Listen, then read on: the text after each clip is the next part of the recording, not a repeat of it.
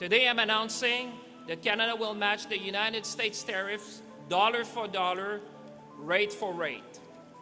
Effective September 8th, Canada will impose counter-tariffs of up to 15, 25, or 50% on $27.6 billion in imports from the United States of America.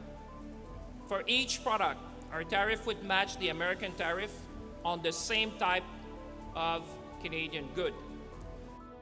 Our existing counter-tariffs, including those on automobiles, will remain in place.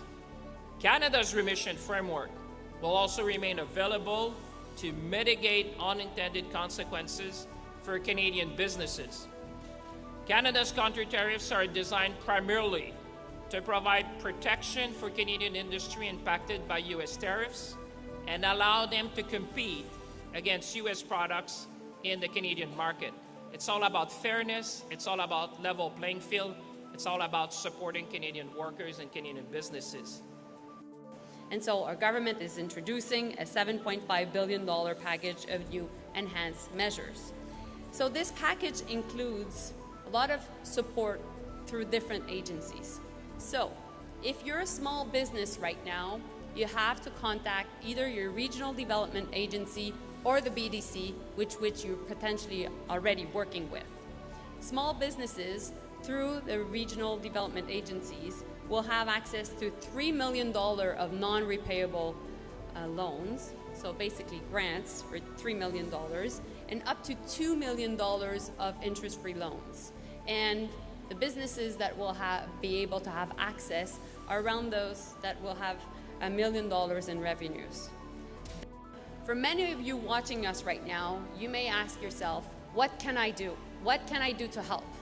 This morning, I had the chance to talk with many associations of retailers to really have them on board to make sure that at your grocers, at your local shop, that you understand what are the Canadian products. And I have their support to make sure that's the case. And we will push them to make sure that that's the case, because that's really how you can help. If you see a Canadian product, please support it. Because what is really important from this new chapter of the trade war is that actually when you choose a Canadian product, you're not only putting pressure on the US. Right now, you're protecting jobs.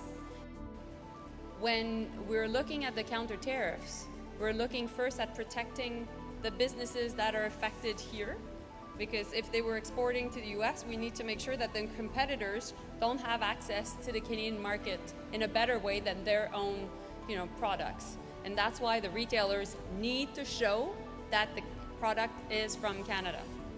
For a second, we're also targeting products that will target states in the US. And so we're being wise and strategic to put political pressure. And that's why we think it's the right thing to do right now, and that's why I think François Philippe's approach is just the perfect one for now. Ontario Premier Doug Ford called the president a loser. He called him the king of bankruptcies and used some other colorful language to describe the president. I'm wondering if you think that hurt the relationship, and if anyone in the federal government asked him to tone it down. Listen, we have seen this for a long time. Minister Joly and I have been both Foreign Minister of Canada.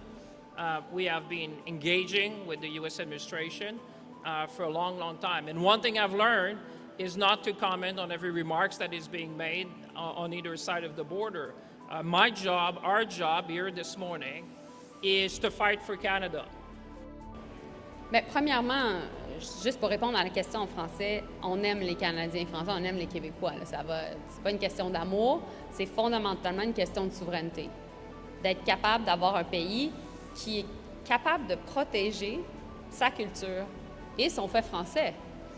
Donc, je n'irai pas dans les détails des négociations. Mon rôle dans le contexte des négociations était, via mon ministère, de fournir toute l'information aux négociateurs sur l'impact des tarifs et l'impact potentiellement de l'entente. Mais ce que je peux vous dire, par contre, c'est que tous les pays au monde qui se respectent ont des protections sur leur culture, ont des formes de politique culturelle. Et dans le contexte des négociations avec l'Europe n'a jamais laissé aller sa souveraineté. sa souveraineté culturelle, sa souveraineté numérique. Et donc, c'est important aussi que nous, on le fasse. Et on va continuer à le faire.